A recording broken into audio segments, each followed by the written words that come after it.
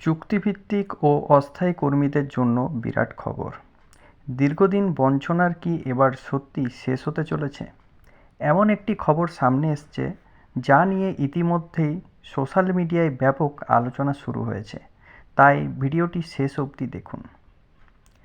রাজ্যের বিভিন্ন দপ্তরে কর্মরত অস্থায়ী ও চুক্তিভিত্তিক কর্মীদের পক্ষ থেকে সম্প্রতি রাজ্যের অর্থ দপ্তরের প্রধান সচিবের কাছে একটি গুরুত্বপূর্ণ ডেপুটেশন জমা দেওয়া হয়েছে। সেই ডেপুটেশনের রিসিভ কপিও এখন সোশ্যাল মিডিয়ায় দ্রুত ছড়িয়ে পড়েছে। ডেপুটেশনে কি বলা রয়েছে? স্থায়ী কর্মীদের মতোই একই দায়িত্ব পালন করলেও চুক্তিভিত্তিক কর্মীরা এখনও বেতন ও সুযোগ সুবিধার ক্ষেত্রে বড় বৈষম্যের শিকার।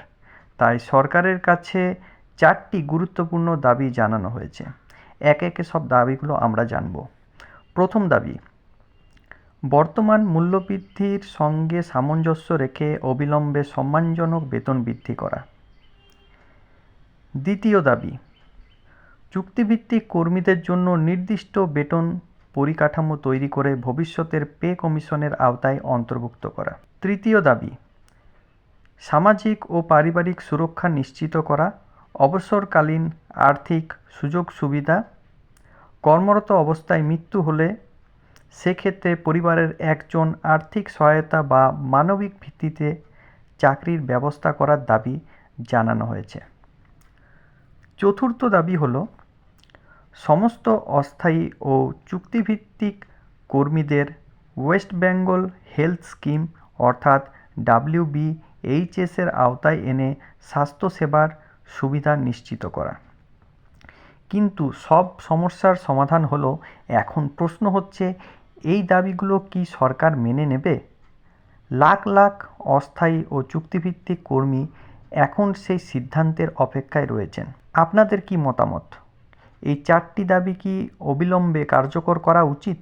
কমেন্টে অবশ্যই জানাবেন।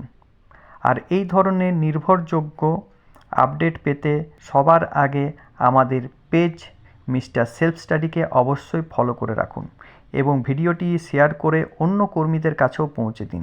দেখা হবে পরের আপডেট নিয়ে। ভালো থাকবেন, সুস্থ থাকবেন। ধন্যবাদ। আশা করছি এই ভিডিওটা আমাদের ভালো লেগেছে। যদি ভালো লেগে থাকে অবশ্যই চ্যানেলটিকে লাইক, কমেন্ট এবং সাবস্ক্রাইব করবেন এবং পাশে যে বেল আইকন রয়েছে সেটাকে ক্লিক করবেন নিয়মিত সবার প্রথম সঠিক আপডেট পাওয়ার জন্য। থ্যাংক ইউ, ধন্যবাদ এই ভিডিওটা শেষ অবধি দেখার জন্য।